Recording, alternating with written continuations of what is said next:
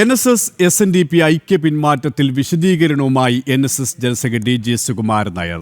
ഐക്യം ഒരു കെണിയാണെന്ന് തോന്നിയെന്നും അതിൽ വീഴണ്ട എന്ന് തീരുമാനിക്കുകയായിരുന്നുവെന്നും സുകുമാരൻ നായർ വാർത്താസമ്മേളനത്തിൽ പറഞ്ഞു. NSS ഡയറക്ടർ ബോർഡാണ് ഐക്യം വേണ്ട എന്ന് തീരുമാനിച്ചത്. പിന്മാറ്റത്തിനാരും ഇടപെട്ടിട്ടില്ല.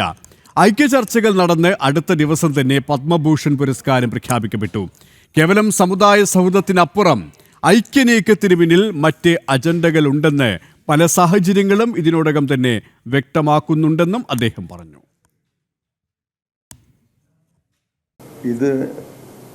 ഈ തീരുമാനം നടക്കാതെ പോയത് വേറെ ആരുടെയോ ഇടപെടൽ കൊണ്ടാണ്. സുകുമാരൻ നായർ വളരെ ക്ലീനാണ് എന്നുള്ളതാണ് അദ്ദേഹം പറഞ്ഞത്. പക്ഷെ സുകുമാരൻ നായർക്ക് നല്ല വിശ്വാസമുണ്ട്, വേറെ ആരും ഇതിനകത്ത് ഇടപെട്ടില്ല. എൻ്റെ അനുഭവം ഞാൻ ഡയറക്ടർ ബോർഡ് യോഗത്തിൽ പറഞ്ഞു. ഡയറക്ടർ ബോർഡ് യോഗം എൻ്റെ അഭിപ്രായം